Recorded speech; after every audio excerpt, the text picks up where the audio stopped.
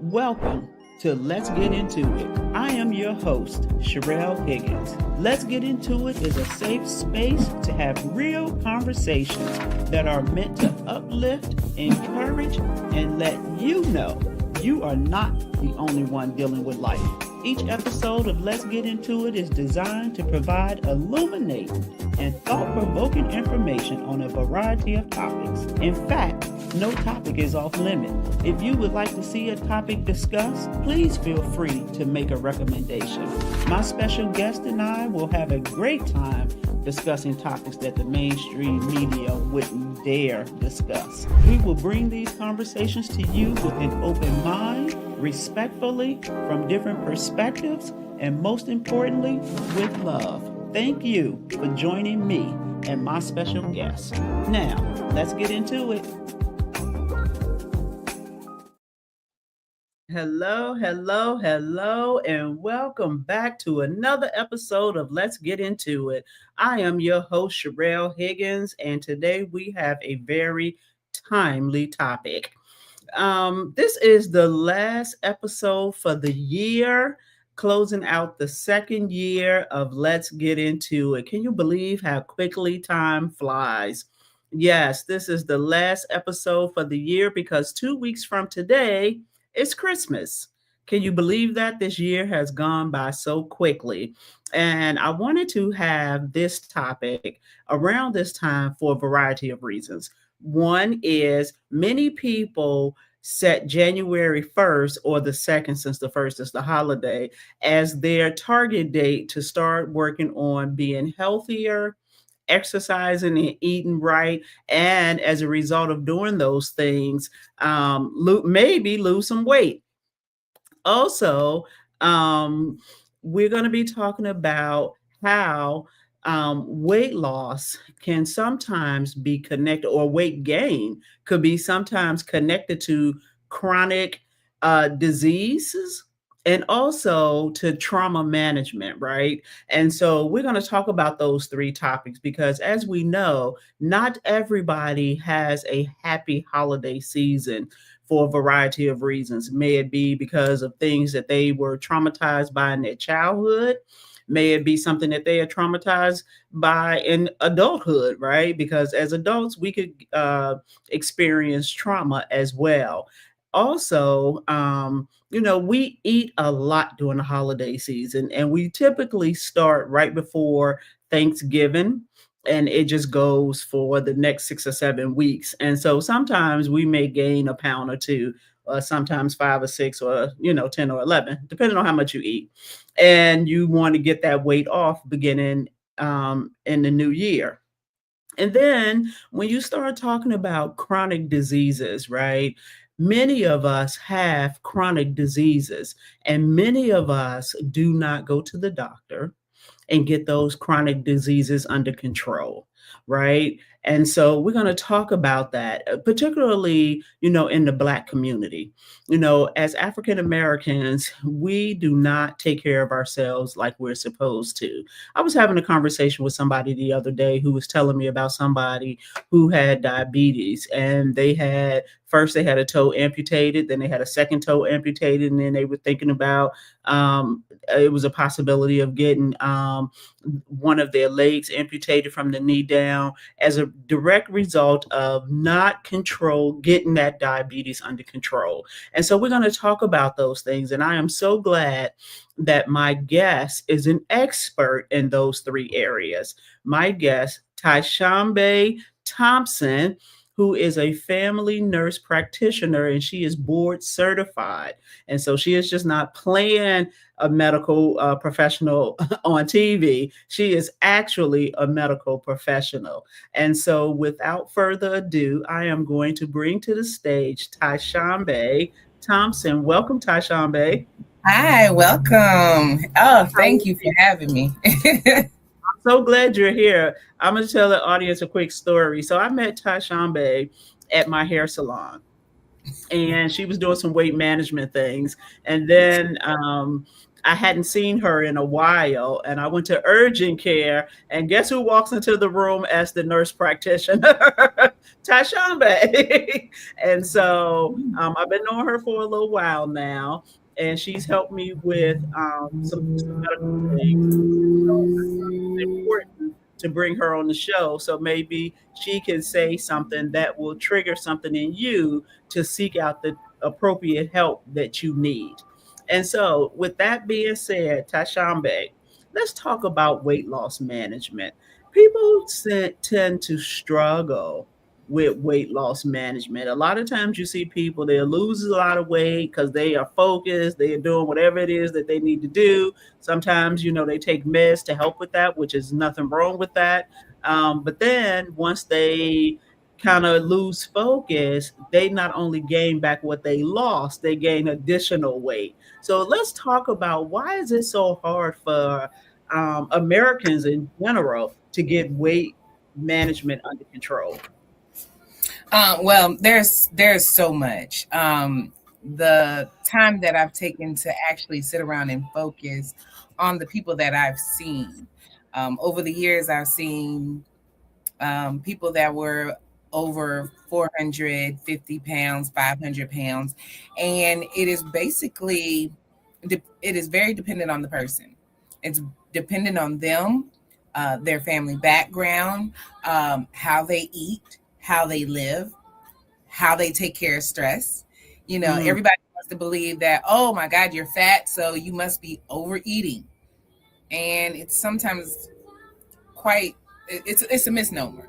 I could be somebody who's starving myself to death and not know that I'm inflamed on the inside. So my body's holding on to fat because it's in fight or flight. The body can't stay in fight or flight for greater than 72 hours without causing some type of self-destruction. So we're looking at people and say, oh, you got diabetes, da, da, da, da. And, sometimes you have diabetes genetically, right? And then you sometimes get diabetes type 2 is because it's, self-inflicted. And a lot of people don't want to hear that they inflicted, diabetes upon them. I eat right. I do everything right. And I'm like, are you sure? Because, some of the foods that you eat, some people are 100% allergic to shellfish. We can see that if it's external, stopping you from breathing, hives and all that. But what if it's internal and you're inflamed because of an allergy to shellfish and you don't even know you have an allergy to shellfish? You eat shellfish every other weekend. And you're inflamed and you're wondering why you can't lose weight. I go to the gym 5 days a week. I drink my water. I eat this. I'm on this medication. I'm on that medication and I'm plateaued out. I can't lose anymore. Well, it's probably an allergy to some type of food you're eating. And a lot of people, a lot of practitioners, integrative functional medicine people have started looking at other reasons. Is it hormones? Is it allergies? Is it menopause? My favorite friend, menopause. Yes. Those hot, cold moments. Yes. But that's on your hormone scale. And then, they're basic fixes. Some of them do cause for a little bit of medication. Some of them do cause for, some of them do call for a change in your regimen. Some you can take the progesterone and it fixes you. Some people have to do a little bit more because it's not always just one thing that caused you to gain weight. Yeah, and so with one of the things you said that piqued my interest, because a lot of times people think if they starve themselves to death, that that's going to help them lose weight. And as far as I know, all it does is slows down your metabolism even more and causes your body, like you said, to go into flight or fight and mode. And so it's not necessarily the healthiest way to try to lose weight. No. And once again, you have to look at the person.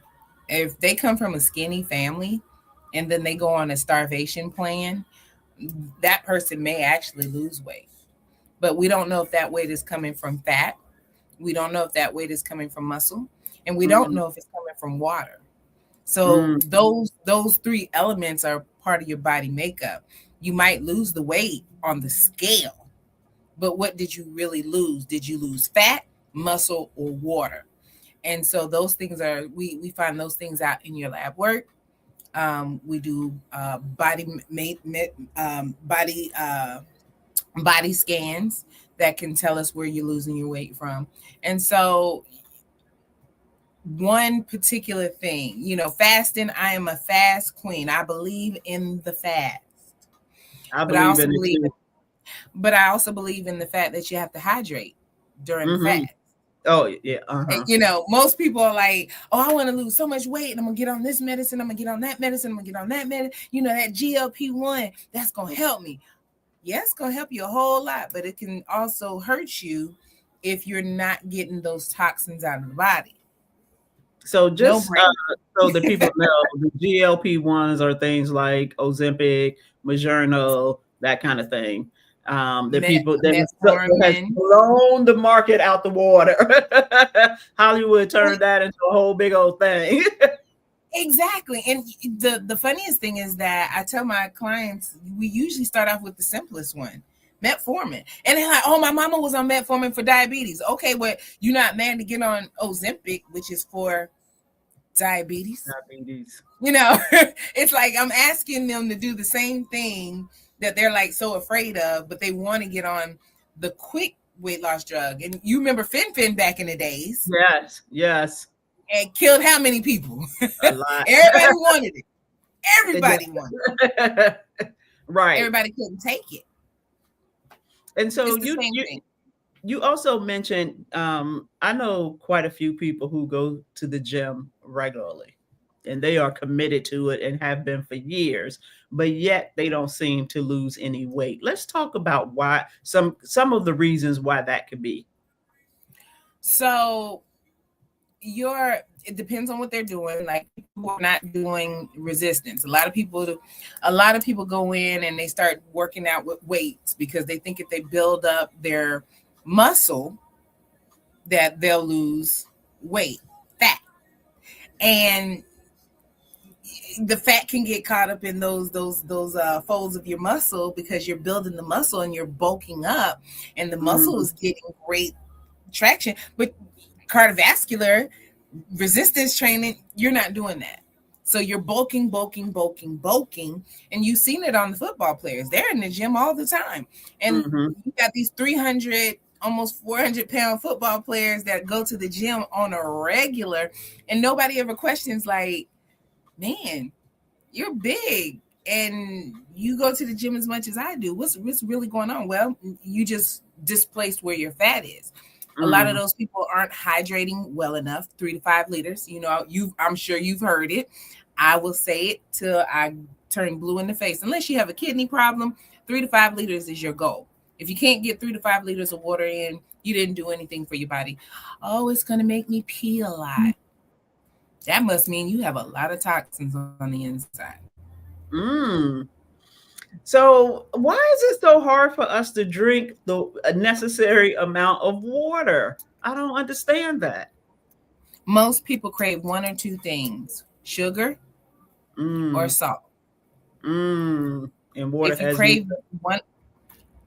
you crave one of those two things, you're not going to want water, not straight water. There has to be something to the water, like soda. That's your salt.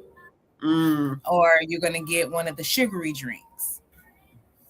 And even those energy drinks, I'm not a fan of because, you know, even though we're replacing electrolytes, for a season that's good to replace the electrolytes, but long term, no, it's not good because you're still getting sugar. You need to drink straight water. I will say, if you can't get the straight water in, get you the IV hydration packets. They customarily have been known to help get that water in. But at the end of the day, drinking the water straight is more to you than anything. Most people who drink the 3 to 5 liters of water, number one, it's going to decrease your appetite naturally, without a medication, without a drug. It's going to decrease your appetite because it makes you feel full. Absolutely, it does.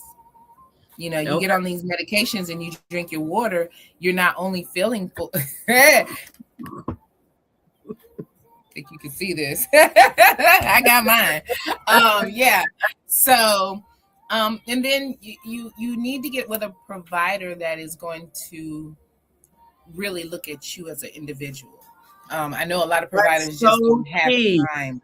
That is so key. I just had this conversation today with somebody about, well, last night, about how I had to switch doctors because one practice I was going to, when I first started going there, I saw the same doctor who knew me. And then this doctor expanded her practice. And every time I went in, I saw somebody different. And I was like, don't ask me that no more. I haven't done that in 15 years. Like, we're not doing that. And then after a while, I was just like, I got to find somebody else. And then I went to another doctor, and her bedside manner wasn't good at all. And I gave her two chances. And after I spoke on it, I was like, I'm never going back there. And then I finally found somebody who knows me, takes the time with me. I never feel rushed, always answers questions. And so that is so key, to have a medical provider who is going to treat you as an individual. So we have a question. Yvonne said, what about sparkling water? So I can't say no or yes to any of the waters. You know, you got your alkaline water. It literally depends on your body chemistry. What are you lacking? Mineral water, sparkling water, alkaline water. They got electrolyte water. Literally, you need to get with your provider and say, I want to know my lab work, and not just the regular stuff. I Mm-hmm. want to know my allergy panel. I want to know what I can and cannot eat. If you want to take care of the one car that you will have for the rest of your life. Now, if you treat your car like the Honda, and it keeps on, takes a licking but keeps Keep on on. ticking, okay, that's how you treat your car. I have to say, I am a custom Rolls Royce. That means my doors come out. That means they had to take time to get the mechanics going right. So with that being said, this here is the same way. And I'm not always faithful to the oil changes and the tune-ups. Mm. Therefore, I have my detox Okay. that I do a cleanse. So I don't say don't enjoy life, but I Right. do say if you're going to enjoy life through food, make sure you have a nice detox regimen for you, not for Your Sally's friend. food. Yeah. Sally been skinny as long as we've known her. She just gained 20 pounds because she got pregnant, right? Right. You've been big all your life because you probably been eating the wrong things for your body, thinking it was okay. Right. Yeah. I don't drink sugary drinks. I'm just not a big sugar Good. person, or uh, like a big salt person either. Like I literally could like forego eating if it wasn't required to sustain life. And so I try to like only eat what I need to eat, but that's not always going to be a healthy choice, and I recognize that. And I get it. everybody who know I am a beer drinker, and I Oh understand. goodness. I understand that dehydrates the body. So I traded in all of them other calories for beer. Well, for my people who love to drink, I am definitely one of the people to tell you one drink is not going to harm you, right? Right. It's when you take that lavish weekend and you just want to keep on going. Mm. Um, nothing in moderation harms the body. It But is when see, Tashambe, this is the thing about that word moderation. nobody really knows what that means, right? What is it like? Okay, so okay, let's take me for example. I'm a beer drinker. What would be Mhm. drinking beer in moderation look like? Okay, so somebody who's a person who has been drinking beer probably say since they were 20 years old, right? We'll go You with drink that. your meal, your actual meal when you do sit down to eat consists of a beer. That is your drink of choice for your meal. Is that Okay. in moderation for you? Absolutely it is, right? Jane Doe around the corner who just started drinking less than Mm. 5 years ago, likes beer. And she hangs out with you for dinner. She goes and hangs out with her You jumped homegirl. under the table. She goes out with her homegirl after hours. They drink about 3 or 4 beers. This is somebody who's only been drinking for the last 5 years. Is that hurting her system? Absolutely it is. Now, how do you find out it's hurting your system? You have to be somebody who's proactive about your health. So if you're going to the doctor's office and your liver functions are off, guess what? Alcohol is not a drink of choice for you in that capacity, right? Everybody wants to believe that, oh yeah, I can handle it. I can handle it. Well, handling it, driving or walking or talking, having great conversations is one thing. Handling it according to what your body can handle. Are you sending your body into inflammation? Are you setting yourself up for infection? So you're wondering, oh, I got a cough, cold, flu. Guess what? You're diminishing your nutritional intake because that's what, beer does. It does. It's driving your insulin levels insane, and you're not able to metabolize that alcoholic beverage because it turns straight into sugar. So your body is like, okay, we're working. We tired because you've drank so much to the point that it's tired. Now you're messing with the pancreas, right? Now your liver is like, okay, now we got to work because the pancreas is working. And now you notice somebody in the family with yellow eyes. And you know that they're drinkers. And you drink just as much as they do, but they're the one with liver cirrhosis. You're not. Right. Yeah, and so going back to those that lab work is so key because early detection is everything. And so I'm type 2 diabetic, and I get my lab work done like clockwork every 6 months. And so, I keep tabs on that. Like that's something I just don't play about. Because I want to make sure that not only is my liver, and plus I take some other meds that could impact your liver. And so I just want to make sure that I keep tabs on that, because the minute one number is off, well, everybody probably ain't like me, but I keep a spreadsheet, an Excel spreadsheet. Look at you. You are the doctor's nightmare and dream wrapped up into one. Oh, this is my numbers from the last doctor. So I don't know what's going on. I didn't drink. I didn't eat. Before I came to this appointment 6 months ago, I turned everything down. You are a nightmare and a dream all I try not to do that. But like I do monitor my numbers, and like if they start fluctuating, like if it's more than a few points, I'm like, okay, wait a minute, hold on, what's this about?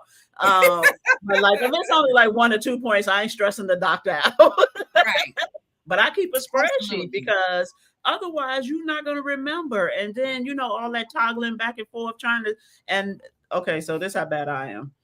I even like went and Googled all of those acronyms you get on that lab work, and I have a column so that I know exactly what it is. Because I'm like, well, what is this WBC? Because otherwise, you don't know what that is if you didn't go to medical school and take them classes. Right, so I'm like, okay, that's my white blood cells. Okay, got it. And so it's better for me to monitor myself that way. And then I update it every time I go. Okay, and we love you for it, but you got some people out there that they have those numbers, and those numbers are set in stone.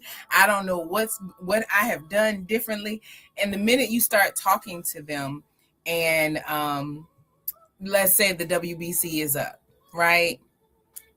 And we know that's infection. Then you look at the hemoglobin and the hematocrit, they're down. That lets you know if you're anemic, right? Right.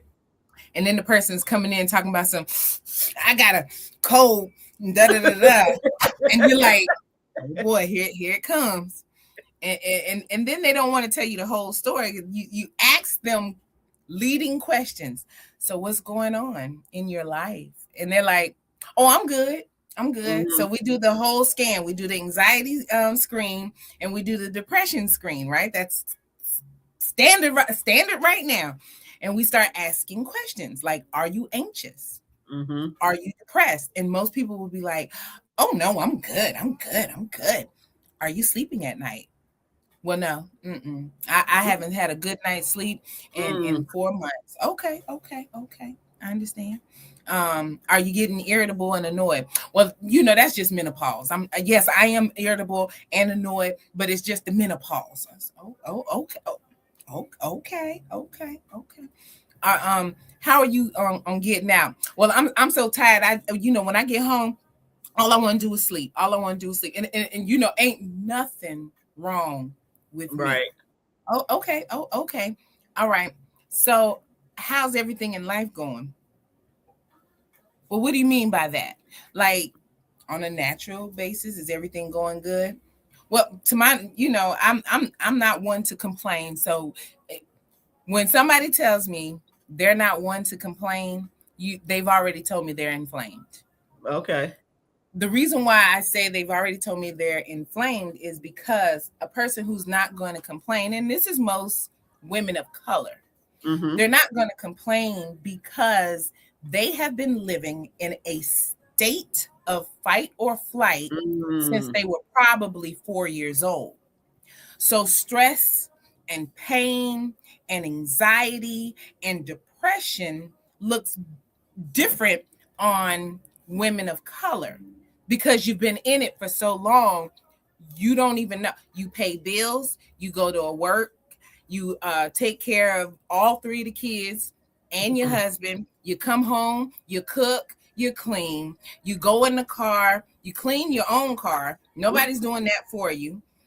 I'm just saying, there's a lot of women out here that they're doing mom jobs, dad jobs. They're keeping the family together. Thanksgiving and Christmas comes, they have to be the entertainers, and they're cooking, they're cleaning, they're doing everything for everyone else. So that's a normal cycle for them. And then when you tell them, and oftentimes when you are in that mode, it either shows up as weight gain or weight loss. Come on. There you go. Hey, hold on. We got another comment. Yvonne said, I look up the acronyms too and call my sister who's a nurse. I need to understand. Thank you, Yvonne, for not leaving me out there by myself. And so oftentimes, and oftentimes people set out to lose weight and they start to achieve some weight loss, and they're thinking that it's because they feel that they're eating a little bit, or they've been working out a little bit more, doing a little bit different workout, but come to find out they might have cancer. Right? And so if you're not going to the doctor to find out what's going on with your body internally, girl, don't get me started. My girlfriend called me Jack. What she called me? She said I know everything. But I'm just saying, because I've seen it happen, right? And so it's so important that the goal not be to lose weight. The goal is to be healthy. Right. So let's transition from. Oh no, go ahead. I guess the biggest thing that I want people, and especially women of color, I need them to really focus on moments of taking a decompress. Because in order to really find out if something is wrong with you, you definitely have to take at least 2 hours a day just for yourself to breathe and, get back to homeostasis for yourself. Otherwise, you can be sick and not know it. And then suddenly somebody sneezes on you 1 minute too hard, and then you find out you got diabetes, hypertension, hyperlipidemia, your liver is off, your kidney's not working, you're in stage 2 kidney disease because you've been feeling a little bit of pain, but you didn't know. But the kids are good. The husband's great, but you never got your own stuff checked out. I don't necessarily carve out time like that, like 2 hours a day, but I do carve out my time to just sit still.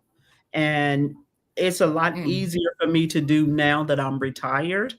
And so I take my time. Like I have some weekends where I'm ripping and running and I got this and that to do and all of that. And then during the week, I'm like, I tell my husband, I'm not going nowhere. No, I don't want to. I'm going to be right here on this couch with my tablet and YouTube on the TV. And that's all I'm going to be doing today, right?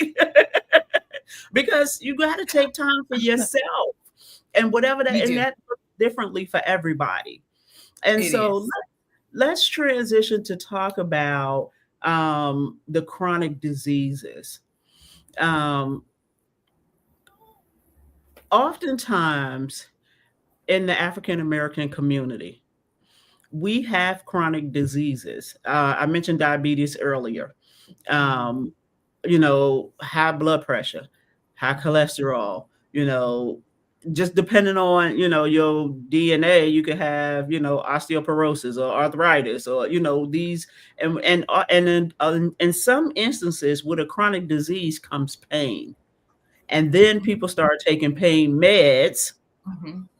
And next thing you know, your hip don't hurt no more, but you have an addiction. Absolutely. So let's talk about that. One of my favorite topics, because I love chronic diseases. And the reason why is most, and I will say this with almost 100% just truth and ability to say this. Most chronic diseases like hypertension, diabetes, those are reversible. And what a lot of people don't realize is that comes down to how you want to live the rest of your life. Do you want to keep putting regular gas in the tank, or are you going to go ahead and hit the premium to save your engine? And your body is the one engine that once you destroy it, it's hard to return. One of the biggest changes that most people can make, if they choose to, that's that blue pill, red pill scenario. Are you going to take the blue pill or are you going to take the red? The number one thing that most people can change overnight is drinking water. After you start drinking water, you want to get good gut health. So how do you get good gut health? You do the things that most people don't do. You eat green, leafy vegetables. And I'm not talking about lettuce. I don't believe in lettuce. Lettuce is water. You already knew. I always tell you, lettuce is water. But if you're going to do kale, spinach, bok choy, asparagus, Brussels sprouts, you start getting those into your diet at least once a day, you've made a change in your gut health, right? And if you actually drop the meat, and really go vegetarian for about 2 to 3 days. And I'm not talking about a Oh, lifetime here. okay. Because I was going to say, I'm not even talking about a lifetime. You had cake last night. You had a Snickers bar in the car. You went to work and had that energy drink. You got tired on the job. You went and grabbed the 5-hour energy. You turned right back around, had steak dinner with your friends. Then you went home and had a chicken dinner with the family. Then you turned around and got some French fries on the way to work because you was a little hungry. And then you couldn't do anything else, but you had $5 in your wallet. So you went ahead and got them chicken nuggets. So just to tide you over. And you did that the whole 5 days.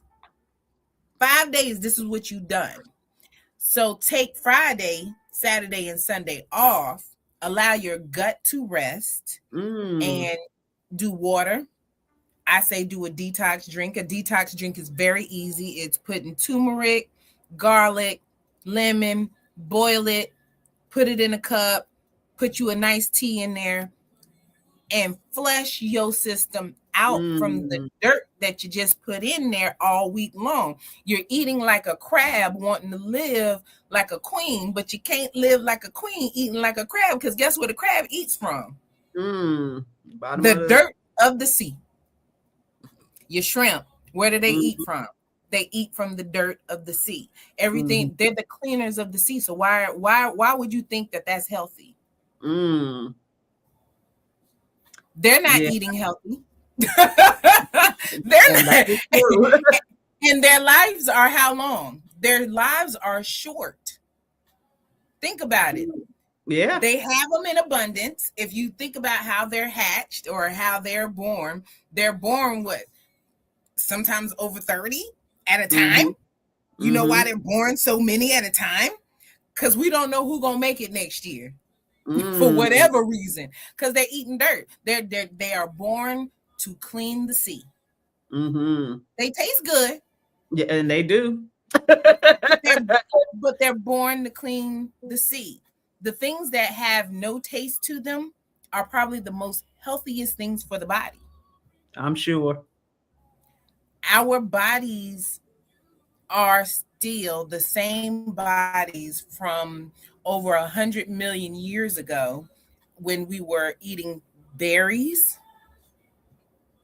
when we were eating, nothing but berries and nuts and grain. That's what our diet consists of. Now we got choices, because now we got deer that's running around. Now we got beef that's running around. Now we got chicken. And I don't think any of the meats are bad. I just think that, in moderation. There you go. Again, we're talking about moderation. And if you're not a person that can do moderation, say I'm like, I just can't. Well, then find your day that you can. Even if you do one day, you've added some years to your life by doing one day.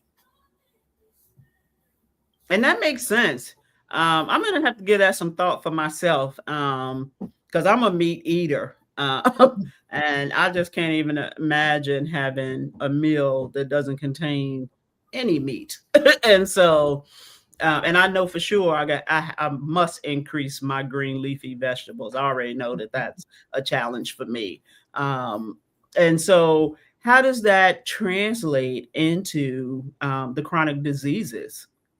So when you clean out your gut, you're actually getting that insulin level under control. And think about it, when your gut is clean, you're pooing easier. Your liver is a little bit more happier because it doesn't have to overwork.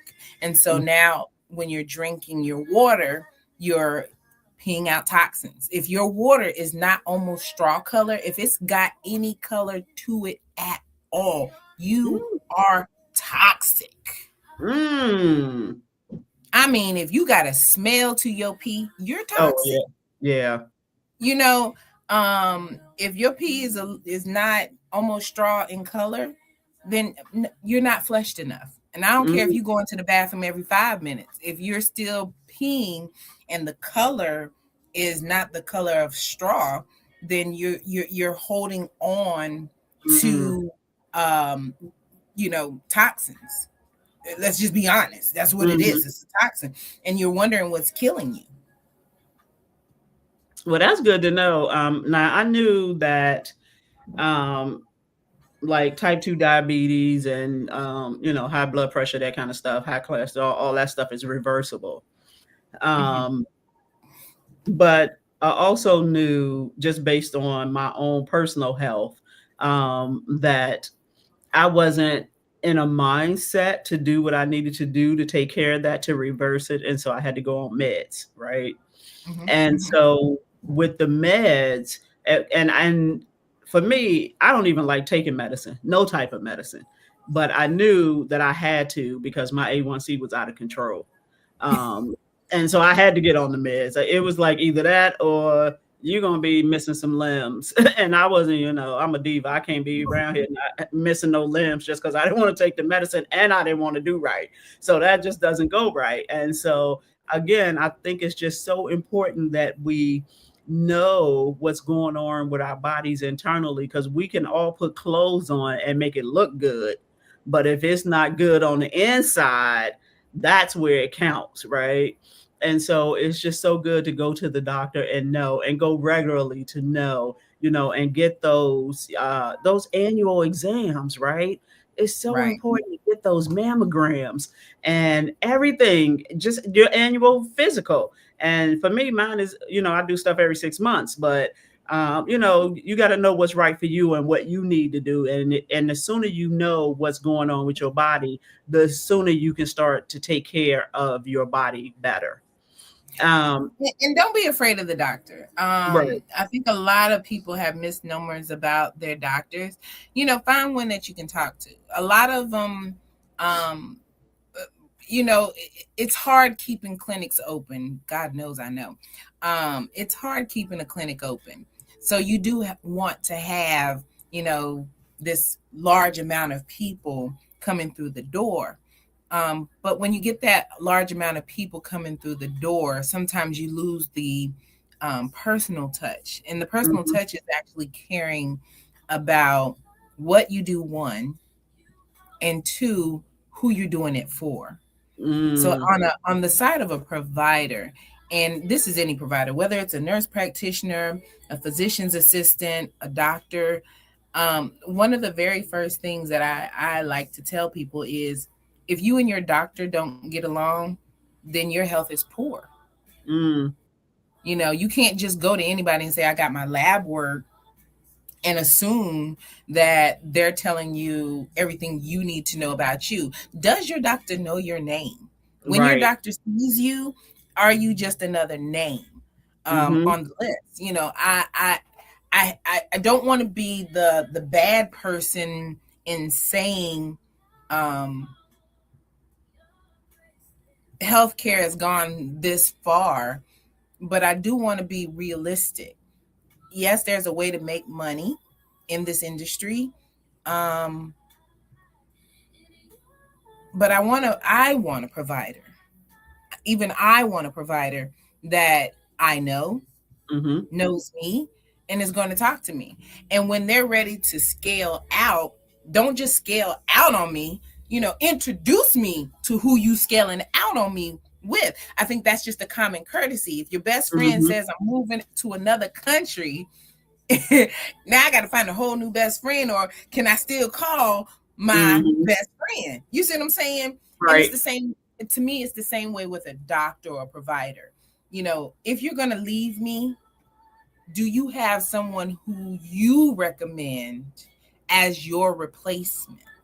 Mhm. And why are you recommending that person to me? Because you've known me all these years. Don't just drop me off to the next best person because they have a license. Do they have your same heart? Do they have your same love for the profession? Will they have that same love that you have for me? Will they Mhm. have that for me?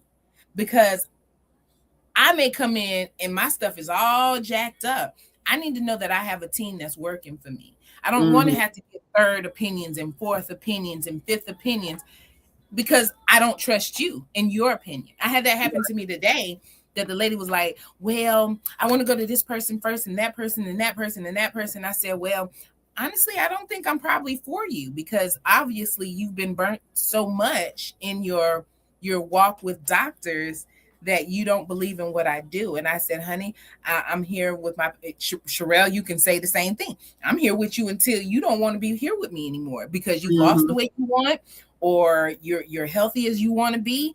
And I'm always here for my patients. Like, Mm-hmm. come on in. You don't have enough money? Come on in. We'll talk about it. We'll figure something out. Right. Hold on, we That's got the a providers comment. of old. Kiani says she'll do it with me. The one with not having meat one day a week. We're gonna try that, Kiani.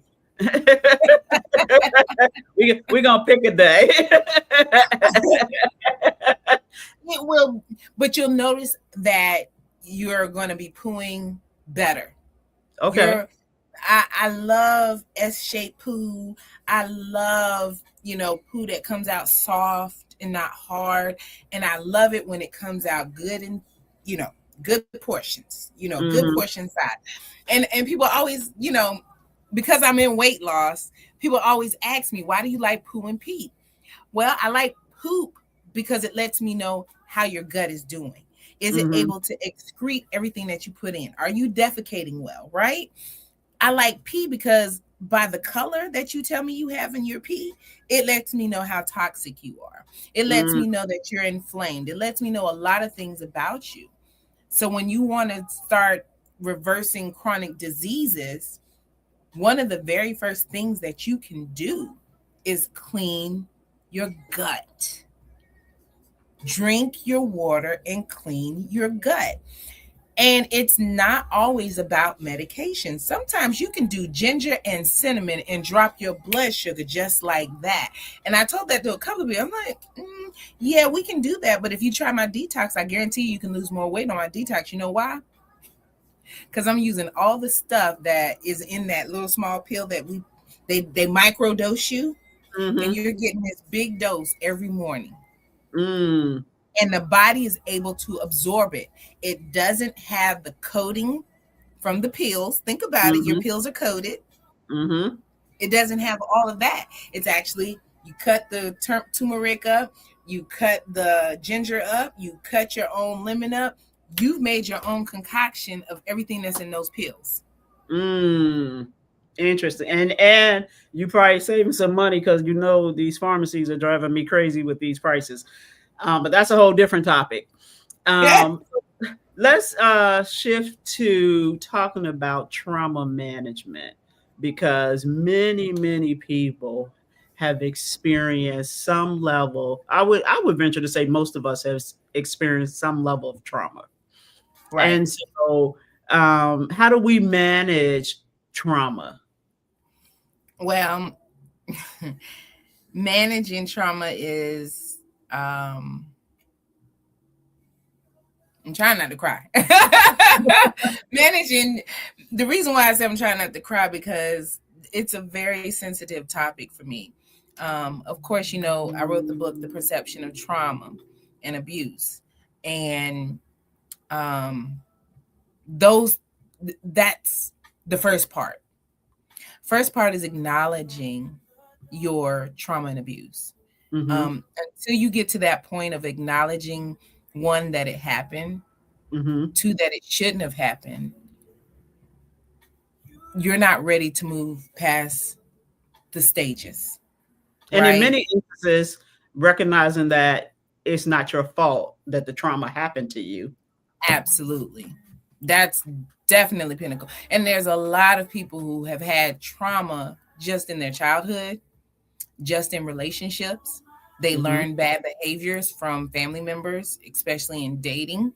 They learn abusive things. They took abuse. And whether your abuse is physical, mental, it could actually be your food. People can be financially abusing you. So once you get to the point that you recognize that this has happened to you, you have to internally acknowledge, take responsibility. Your responsibility is to yourself, Mm-hmm. because a lot of people don't believe that they're worth it. And just as a side note and a caveat, Oftentimes people who have been severely traumatized really struggle during the holiday season. Mhm. And so we are clearly into the holiday season. And so, we have to recognize the impacts the holiday season have on our traumatized brains. Absolutely. There was something that growing up people used to say, and they used to say, "Get over it." Mm, And it's not happening to you now. Get over it. And it's like it's a dismissal of what you perceived to be wrongly towards your boundaries. It's the mhm, time when you would be setting up a boundary, somebody crossed it, but everybody discounts it. So now you begin to start straying away from your boundaries. You don't have boundaries anymore. So now you grow into this lifestyle of having no boundaries and being stepped on in every aspect. You're stepped on at work. You're stepped mm, on in your personal relationships. You're stepped on everywhere because somebody somewhere in your pathway told you to get over it. mm, You acknowledge that I should be getting over it, but while you're walking in this, I got over it, other people are walking on you. So you're mm, getting abuse not only from those people who truly meant to abuse you, but you're mhm, opening yourself up to abuse from all angles, on the job, in relationships, from your children. You are being abused on several different levels, whether it's financial abuse, whether it's just people talking to you stupidly. You're just getting a whole lot of abuse and you're just taking it. mm. I don't know nothing about that part, Tashawn. But I, but it, I ain't let nobody talk to me crazy. but you also have to look at it this way. Some people who have been abused, they are also angry. Yes, So just yes. because that person doesn't allow you to step on them, now instead of you stepping on me, now I'm angry. Now every time you say something, I'm just going off. You be like, all I said was, and you just going off naturally. It's just a natural thing. Now you're just angry all the time. And people are like, oh my God, now you become the person that everybody already knows. Two hats fall down, you And you going off snap. about it. You going off about two hats fell down. Everybody's like, okay, guess that means the party is over because she over there going off. I ain't got time today. And you're angry because you never got the opportunity to acknowledge your abuse, deal with it. And how do you deal with it? It's just like the 5 stages of grief. I Yeah. mean, Hold with on for a second. okay, Ron said yes, that abuse becomes their norm. absolutely. Yes, absolutely. And I truly believe that people should seek counseling, right? Because sometimes when you're traumatized, you can't handle it on your own. And all Absolutely. you're doing is suppressing it. And Mm-hmm. then one day it's gonna come to the surface because you can't suppress it forever, right? Mm-hmm. It's, Mm-hmm. and who knows how that shows up when it finally comes to the surface, right? And so it's so important to find somebody that you can talk to, who you can, you feel comfortable with, because that's going to be a process as well. And you know, open yourself up to being able to get some help. So I guess I will give you my journey. Okay. So my journey pretty much abused all my life, and abused to the point of being made feel like a second class citizen. And I had everything. So on the outside, it looked like I had this perfect lifestyle, right? But on the inside, I was shattered Mm, because I was not acknowledged for my pain.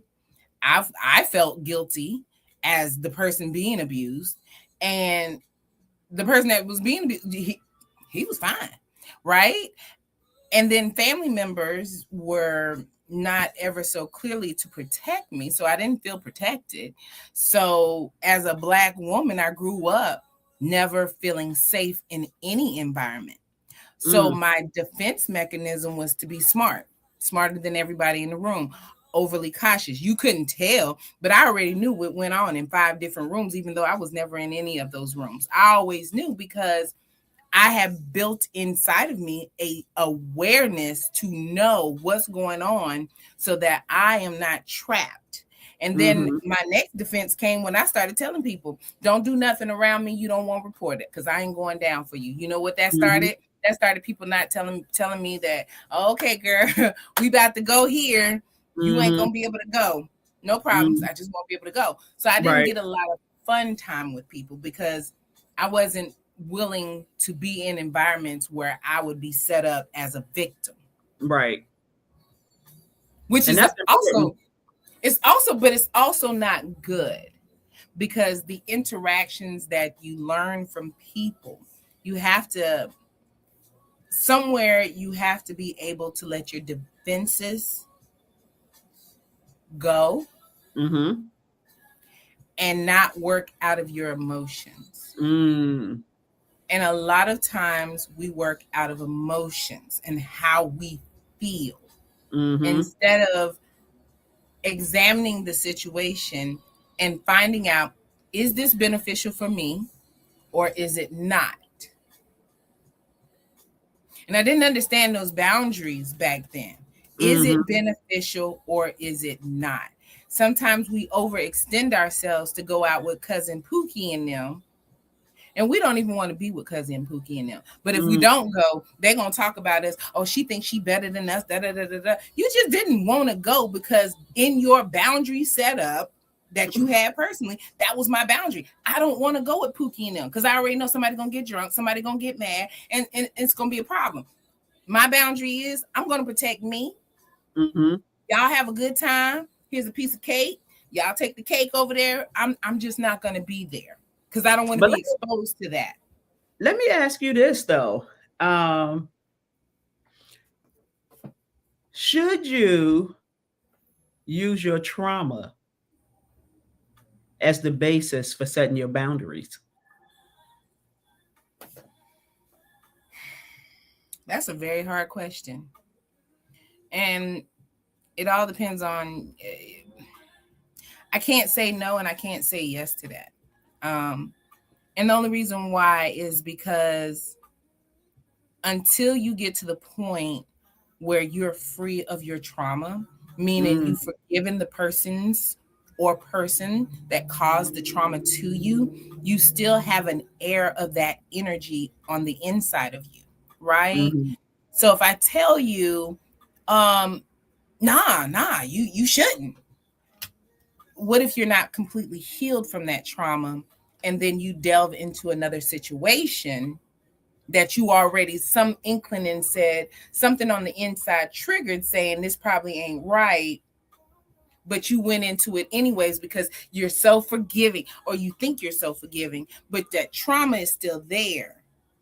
So you still have the little blinders on, but there's still that something on the inside of you that says, this might not be right. And instead of you taking that as, okay, let me protect myself and not go, you say, I'm going to give it a second chance. You're not over your trauma. So you're still going to draw in your trauma. So whoever abused you, whatever way they abused you before, you're still subject to being abused again in that same format, because you're the same person that was abused by this individual. Your aura, your energy gives off that same momentum, and those people are finding you. You don't even know why they're finding you, because you're giving off that energy, because you still have that trauma on you. And until you get it gone, until you forgive the person, until you release, you will continue to give off that energy. And therefore, you're still drawing in that form of abuse or different form of abuse. And you know what immediately comes to mind for me are people who are people pleasers. Absolutely. And so that just immediately came to mind when you started talking. People pleasers. Hold on, let's see. We got another comment. Yvonne says, when I finally started counseling, I just opened up and released information, no emotions at all. She was so baffled that I didn't break down or get emotional. She said most people would have been sitting in the corner with knees balled up to their chest or Mhm. had a breakdown. Mhm. Its abuse, physical and mental, became my norm for a very long time. Yeah. Absolutely. Thanks for And sharing that. thank you, Yvonne, for sharing that, because when you get to the point that you can talk about your abuse as if it was yesterday. Mm-hmm. And when I say yesterday, I mean 1975 yesterday. Right. Not 2025 yesterday. I'm talking about 1975 yesterday. When you can get to the point where you can talk about the situation, who abused you, why you feel like they abused you, you forgave them, you moved on, life is good. I'm moving on to some other trauma. Okay. Mm-hmm. I'm moving on to my financial situation. I'm moving on to something else. I'm moving on because Right. now I can release all of that to go into my next level. Mm-hmm. Right. And so a lot of people are so, and what I call it is not being transparent. A lot of people have been told all their lives that it's going to make people look at you different. It's going to make people assume things about you, blah, blah, blah. At some point in your life, you have to get to the point where, and forgive me for saying this, Sherelle, you just don't give two flying flips, okay? Yeah. Because it's about you. You are the center of your movie. Nobody else is. And if you give it away and you become a Robin in your own movie, when you go down into the grave, you'll go down with all kinds of regrets. I didn't get to do this. I didn't get to do that. I was taking care of everybody else and nobody was taking care of me. And at So some point, one of my mm-hmm. one of my sayings is, I won't let you judge me when you can't accurately judge yourself. So I'm still in that one.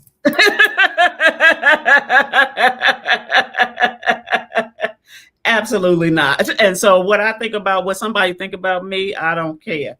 Because you don't think highly of yourself, because if you did, you wouldn't even be worried about me. Come on.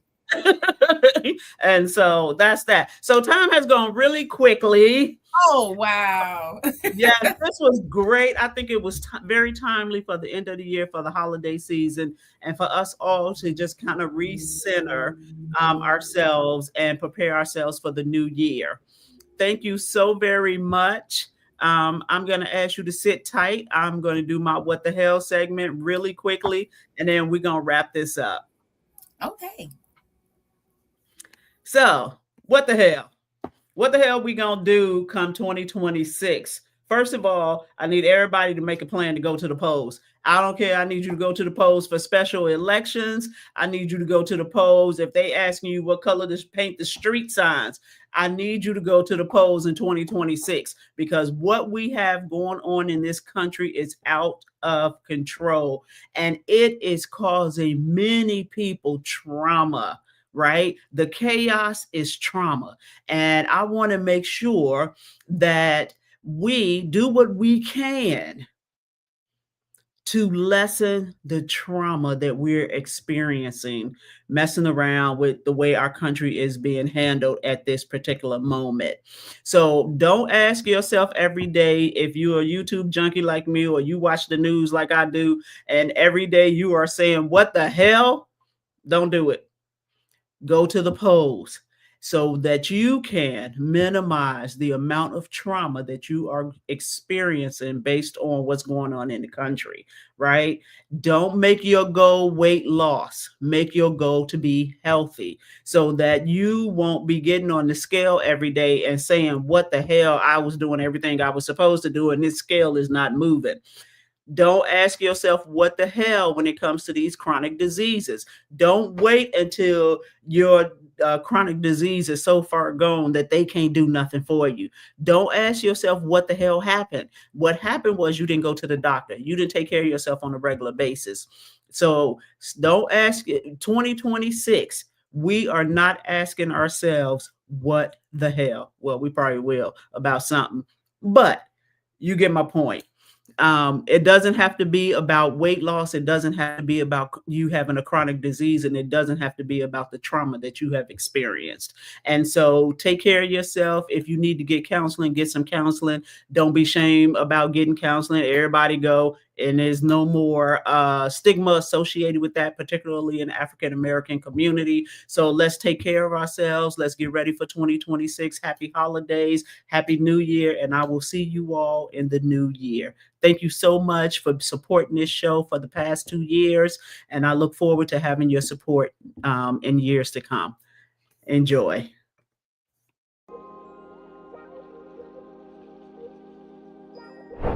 Thank you for joining and participating in Let's Get Into It. I want to thank my special guest for being brave enough to get into it. Without you, these conversations cannot happen. Remember, different viewpoints, respect, and love are the foundations of Let's Get Into It. If there's a topic you think I should discuss, drop me a recommendation. If you're interested in being my special guest, let me know, because we can and will get into it. Have a great day on purpose, and I look forward to your continued engagement and support as we get into it.